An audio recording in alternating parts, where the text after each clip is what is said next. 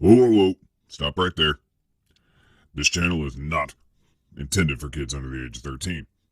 So if you're under the age of 13, please leave.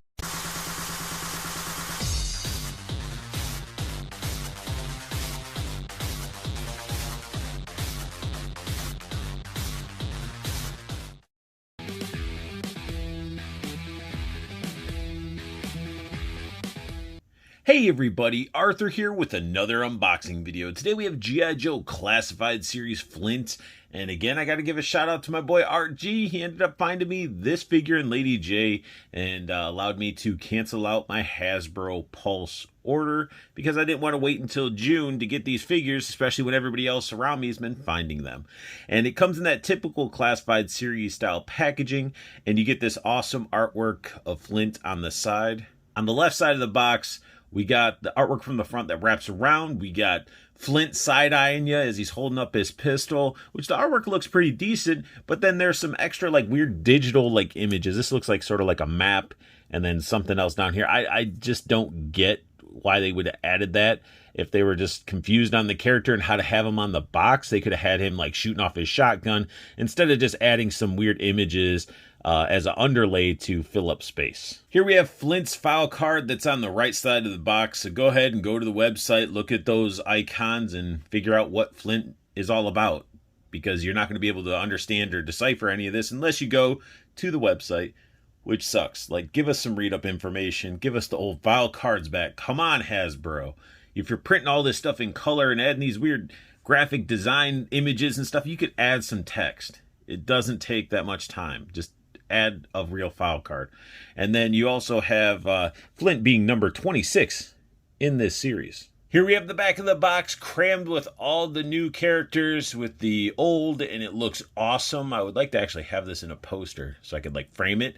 And we're still waiting for Major Blood, at least for Hasbro to really talk about what's going on with Major Blood. And then we're also waiting for these Alley Vipers. I know I'm excited. I can't wait. I want to at least get 4 to 5 of those maybe. But so far this line has impressed. It's had some little issues, but I've been enjoying this G.I. Joe Classified Series line a lot. Flint comes with a pistol that we've seen before. It came with Duke, and I think it came with some other figures, but I'm okay with this one. It still looks like a semi-realistic pistol with some slight futuristic elements added to it. Here we got Flint's shotgun, and this thing looks pretty freaking awesome. It's a pump. We got the shells there, and it's sculpted very, very nice. The shells are not on the other side because that would be weird, but it looks pretty awesome. I like the gold on the shells. I like the painted brown on the pump part of the shotgun. Now, if this was just how this is, I mean, I would be okay with it. It's exactly how, you know, a futuristic shotgun would look. But Hasbro messed up. Whoever designed this just went too far. They just need to research firearms, because if you see this, it breaks. And it breaks down to load a shell probably in there, as if it's like a double-barreled shotgun or a single-shot shotgun. It doesn't make sense to break and load a shell and then to pop it up and then to pump it. It's not a realistic idea or an ideal idea for a shotgun. Granted, this is futuristic, and maybe that's what they have to do with futuristic shotguns. And if that's the case, futuristic shotguns suck. But if you don't crack it open like that, or maybe if you want it to be like, this isn't a pump, it's just a grip, you can have that. Use your little imagination and make it whatever you want. But this is aggravating because it's like they didn't know anything about shotguns. The last accessory that Flint comes with, and yes, he only comes with 3 accessories. He doesn't even come with a freaking backpack, which is, it's weird. So he comes with this beret. He has his patch on there, and it's done well. It's not the same beret that Beachhead comes with, which is nice, so you don't have 2 identical berets, but they did a pretty good job on this.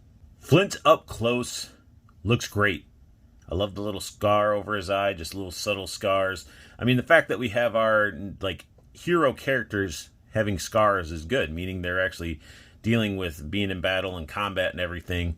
And they did a great job. When I'm looking at this character, I really have that Flint voice in my head from the cartoon because I think they nailed it.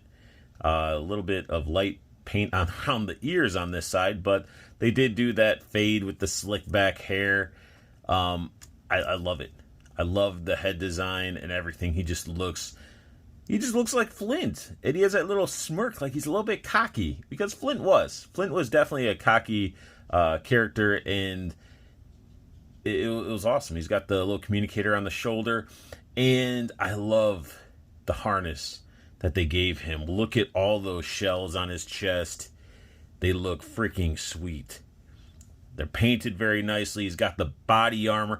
And I've seen a lot of people cutting away the body armor because they wanted to show the shirt underneath to get that more vintage look. But that's just, to me, wait for the vintage figures to come out. Stop ruining your figures. Unless you're into customizing like that, then, I mean, you're okay with it. But I love the idea that they implemented body armor, because if he just had this harness with the shells and everything with no body armor, if he got shot in the chest, he'd be down.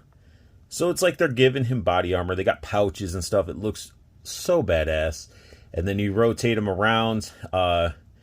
Actually, before I rotate him around, he does have some pouches here. A lot of sculpt work here. They didn't paint these, whatever those are. Those might be bullets. They painted the buckle. We got some weird, like, grenade-looking things, which I wish they had little pegs and you could just pop them off. That would have been cool. And then we get to the back, body armor on the back, and I see why they didn't give us a backpack. There's no hole to easily get access to with this type of harness. He does have a spot for his shotgun on the back, and a lot of good sculpt work and paint work throughout this figure. Now, as you're probably looking at him, you're like, okay, he looks cool. He's got the brown gloves. I mean, it's definitely Flint. But what they did is they basically gave us a new head sculpt, a new overlay. This is Duke. Straight up a Duke body. Has the watch and everything, same gloves. It's just the belts, the harness, the head sculpt, and then even getting down to like his shin guards. Those are different, but everything else is the same. They just painted it differently, and I love the camouflage they did on the pants. And I'm okay with them reusing stuff like this. That's the whole idea. And they painted the soles, which is great.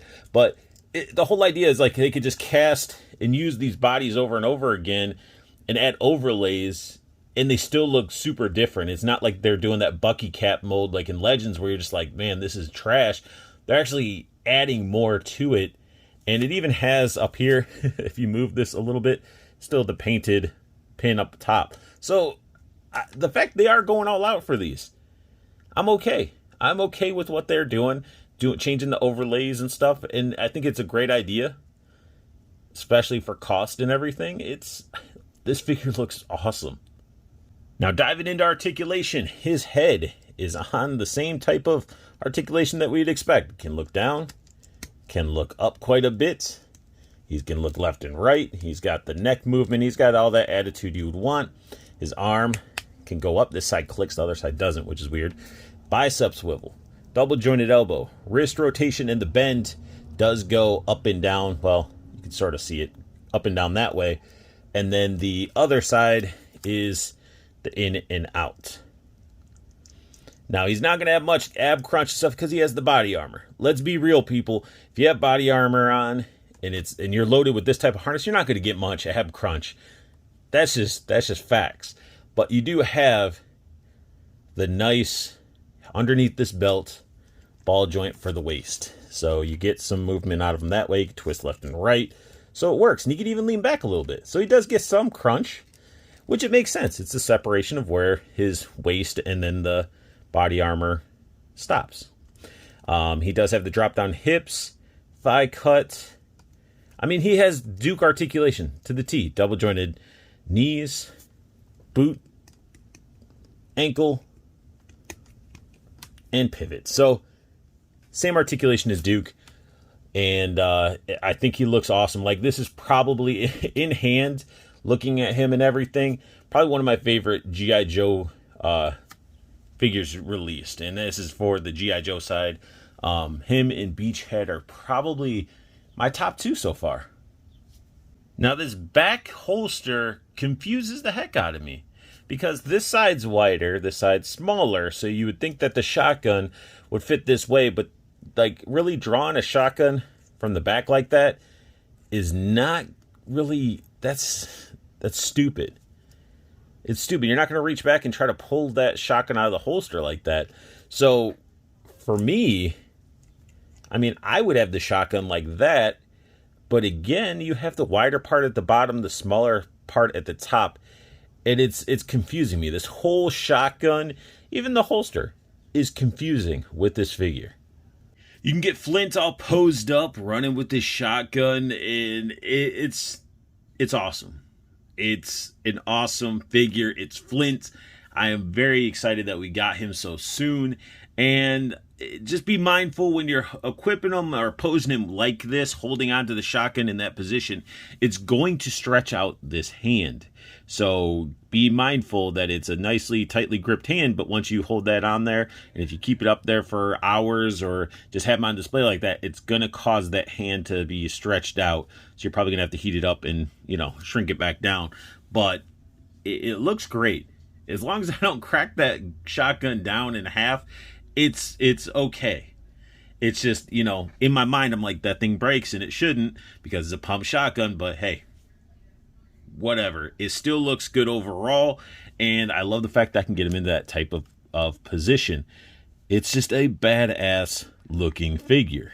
Now, playing around with Flint a little bit further, I figured out like his shotgun fits in this way a lot nicer. It can actually get tucked down quite a bit, and if you're reaching over your shoulder to pull this out, it'd probably be a lot more natural to pull it out this way versus having the handle this way, even though you want to show off those shells.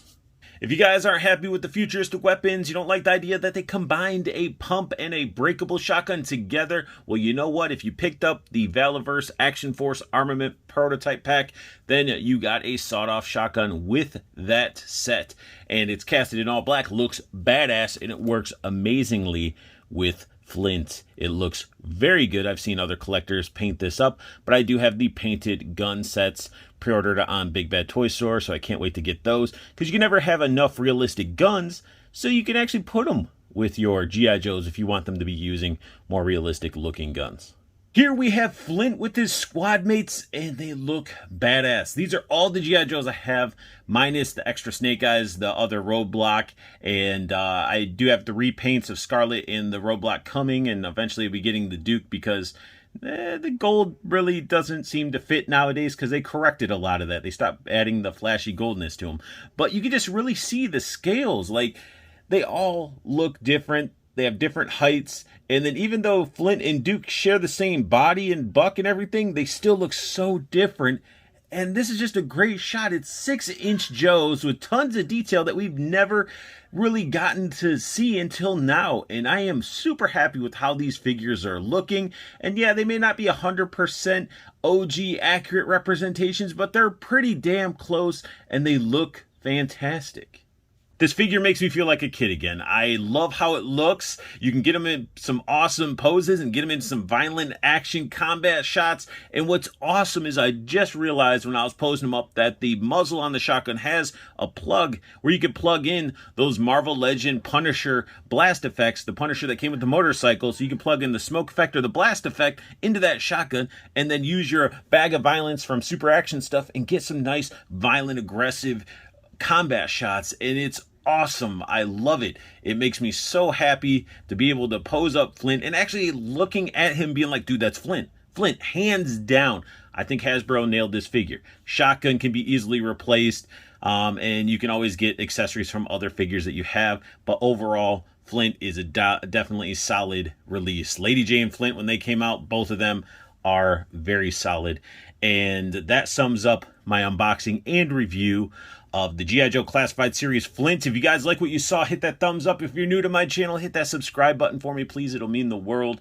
If you want to stay in the know with when I'm pumping out a new video, hit that silver bell notification. And also make sure that you guys go ahead and check out Art G's YouTube page. It's down below. He does some amazing hunts and gets some crazy hauls. So definitely check him out. And make sure you guys check out Toyco Toys and Collectibles. I mention it in all my videos because I stand by Toyco 100%. You got the website down below with the promo code just for you guys to get free shipping on anything you see off the website. Plus, there's the Facebook pre-order group. You can jump into it for free, and it keeps you in the know with what is coming out as it it comes out. And if you see something that you like, you know when it's going to be released, and you can pre-order it. So you can really prepare to purchase the figures that you want. So definitely check it out. And honestly, Andrew of Toyco prices his pre-orders better than anybody that I've seen, and I've been happy with this service and the company. So definitely check it out. And I want you guys to have the best luck hunting, keep on collecting, and have a beautiful day.